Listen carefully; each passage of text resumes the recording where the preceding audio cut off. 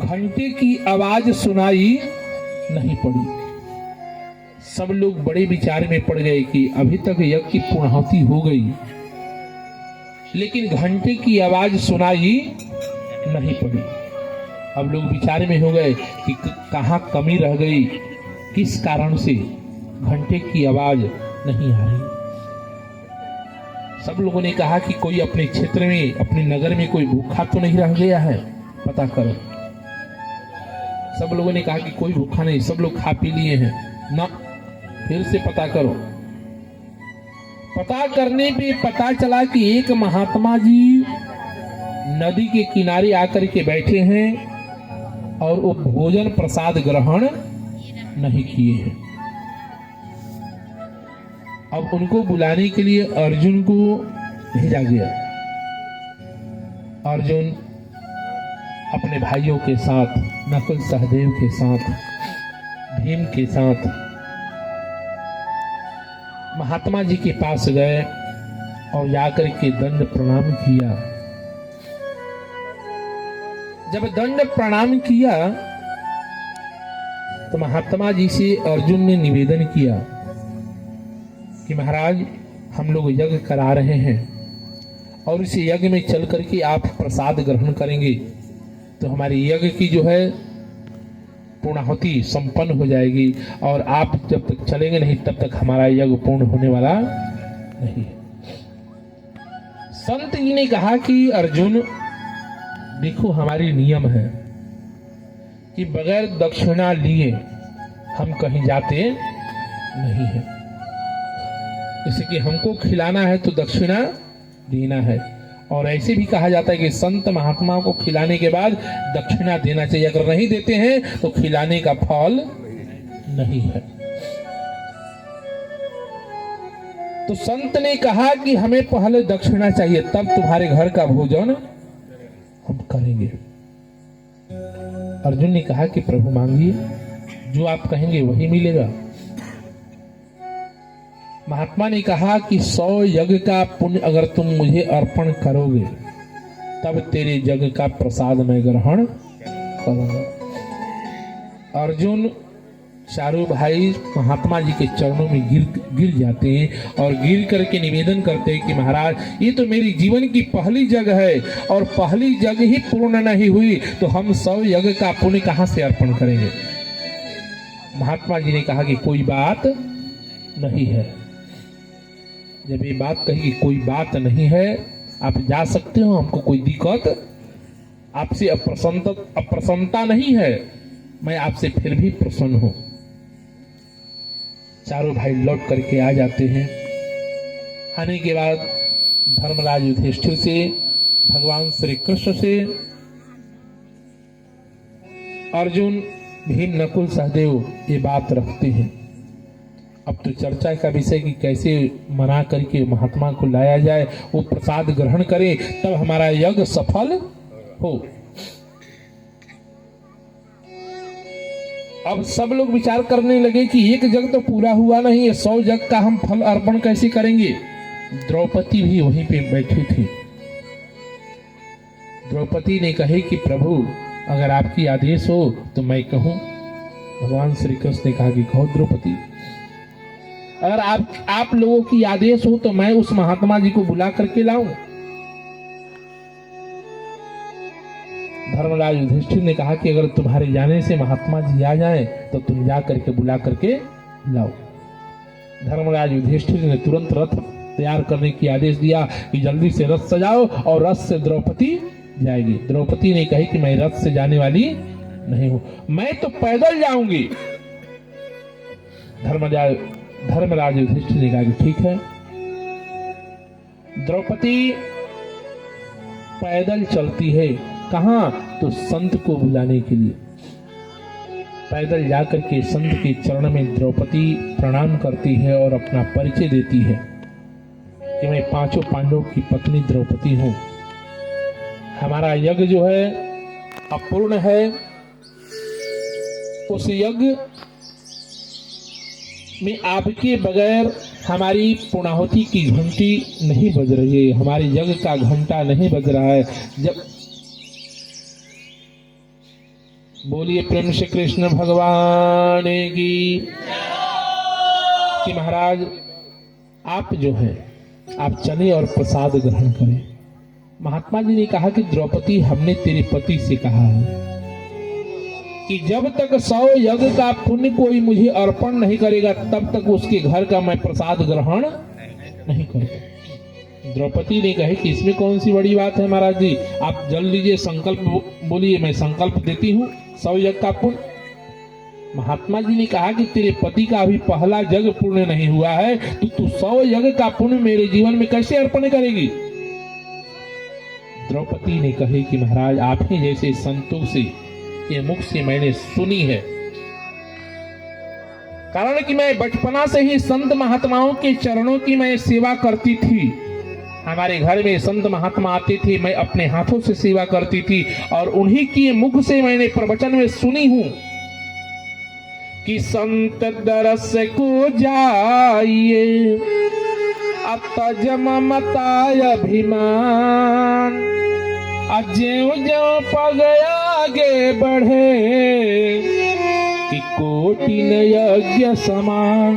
कि संत के दर्शन करने के लिए व्यक्ति संत दरस को जाइए तज ममता अभिमान, अपने जीवन की आसक्ति और अभिमान को छोड़ करके जो व्यक्ति संत दर्शन करने के लिए जाता है तो उसके जीवन में जितने कदम बढ़ते हैं, ज्यों ज्यों पग आगे बढ़े कोटिन यज्ञ समान, एक पग बढ़ाने पे करोड़ों यज्ञ का पुण्य जो है वो स्वतः मिल जाता है। द्रौपदी ने कहे कि महाराज हमने पता नहीं कि कितनी कदम चल करके आपके चरणों का दर्शन करने के लिए मैं चल करके आई हूँ, तो स्वाभाविक है कि मेरे जीवन में करोड़ों यज्ञों का फल मेरे जीवन में मिल गया है और आप 100 यज्ञ की बात करते हैं, मैं करोड़ों यज्ञ का पुण्य जो है मैं आपके चरणों में अर्पण करने के लिए तैयार हूं। बोलिए प्रेम से कृष्ण भगवान की। ये संत की महिमा है, संत की महिमा जो है बहुत बड़ी अपरंपार है। इसीलिए कहा जाता है कि संत का दर्शन से व्यक्ति के जितने भी जीवन का दोष है संत दरस जिमी पातक डरे। हमारे जीवन की जो पाप है केवल दर्शन करने मात्र से कट जाता है।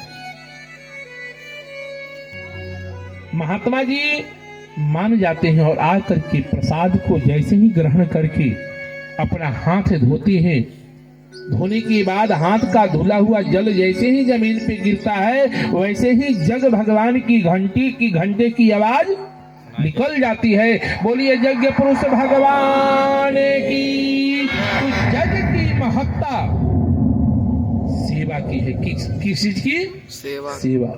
और जब जग की सेवा ही न करें तो जग का फल मिलने वाला। धर्मराज युधिष्ठिर जब जग करा रहे थे तो सबको सब कुछ सेवा दी गई, सबको सब कुछ सेवा दी गई, लेकिन पत्तल उठाने की सेवा किसी को मिला और भगवान श्री कृष्ण को किसी ने सेवा नहीं दिया। भगवान श्री कृष्ण ने विचार किया कि इससे बड़ी सेवा क्या मिल सकती है। भगवान श्री कृष्ण ने कहा कि सब लोगों की सब सेवा मिल गई है, लेकिन मेरे लिए एक सेवा बची है, उसी को मैं स्वीकार करता हूं और वो सेवा मैं अपने हाथों से करूंगा। भगवान श्री कृष्ण जो हैं, जो लोग खाते थे और खाने के बाद पत्तल छोड़ते थे ना, उनकी पत्तल भगवान श्री कृष्ण जो है अपने हाथों से उठाते थे और वहां झाड़ू बुहारू करते थे। बोलिए प्रेम से श्री कृष्ण भगवान की। भगवान श्री कृष्ण की महिमा इतनी अपरंपार है और आज हमको कोई कह दे तो हमारे मन में संकुचित भावना आती है। जिसके जीवन में संकुचित भावना आ जाए, हम तो हमेशा कहा करते हैं कि जो करे शर्म उसका फूट जाए कर्म। जो किसी कार्य में शर्म किया उसका कभी जीवन में विकास होने वाला नहीं है। अगर मान लीजिए हम कहीं गए और हमारे बोले बगैर काम होने वाला नहीं हो और नए आदमी से बोलना हो और उसमें हम शर्म कर जाएंगे कि हम कैसे बोलें, तो आपका कार्य सफल होगा? नहीं होगा। तो जब नहीं होगा तो आपका नसीब तो वहीं फूट गया। तो कभी किसी कार्य में शर्मिंदगी महसूस, जहां शर्मिंदगी महसूस करनी है वहां व्यक्ति शर्मिंदगी महसूस नहीं करता है, जबकि कहा जाता है कि गलत कार्य करने के लिए शर्म आनी चाहिए कि कोई देख तो नहीं रहा। लेकिन आज समाज से भय नहीं है। आज भय किस बात की है कि हम राम कथा में जाएंगे, जग में जाएंगे तो लोग हमको क्या कहेंगे कि फलाना व्यक्ति राम कथा में, फलाना व्यक्ति फलानिया राम कथा में जा रही है। बड़ी आश्चर्य की बात है। उस जगह पे जाने पे आदमी को शर्म महसूस होता है, लेकिन गलत जगह जाने में किसी को शर्म महसूस नहीं होता है।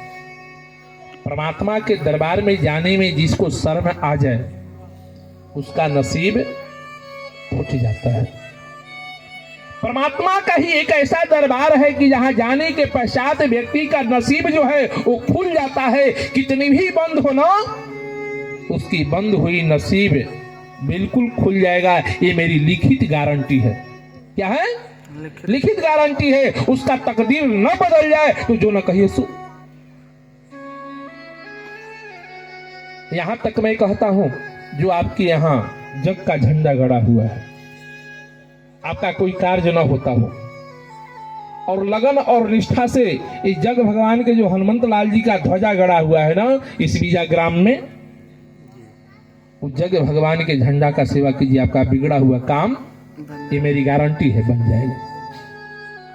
लेकिन सेवा कीजिएगा तब, बगैर सेवा के मेवा मिलने वाला नहीं है। हमें कहने का मतलब, कहने का प्रयोजन, इसीलिए मैं सबसे कहा करता हूं कि भगवान की भक्ति के बगैर किसी के जीवन का कल्याण होने वाला नहीं है। इसीलिए सबसे कहता हूं कि भगवान का नाम लीजिए कि राम राम कहना रमैया हो, बीतल जाता समैया। राम राम या राम राम कहना रमैया हो, बीतल जाता समैया। राम राम। सब लोग प्रेम से, बोलने में कंजूसी नहीं। अगर जे करी शर्म, हम तो रोज कहते हैं कि जो करे शर्म फूट जाए उसका हम नहीं कह रहे हैं, मत कहिए कि बाबा कह रहा है, ये कहा जाता है। बोले में कंजूसी ना, दान दे भले मत दिया, आरती में 1 रुपया मत दिया, लेकिन बोले में कंजूसी ना। सब कोई भाई, हम गाने वाले नहीं है, लेकिन छुट्टी फूटी जाते हैं तो आप भी गाइए कि राम राम कहना रमैया हो, बीतल जाता समैया। राम राम राम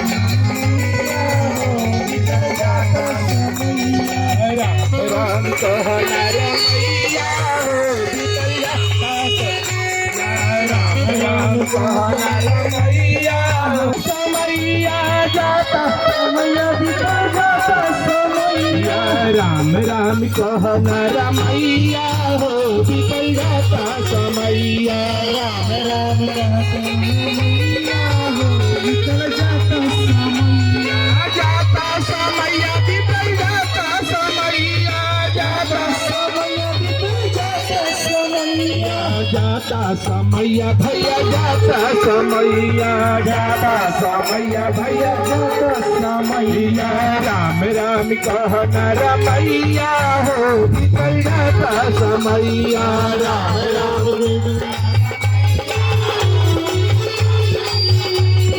माटी के दहिया माटी में मिल जाई, माटी के दहिया माटी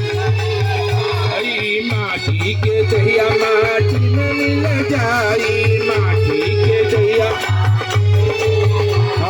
कतनो तो खैबा मलैया हो, बीतल जाता समैया। कतनो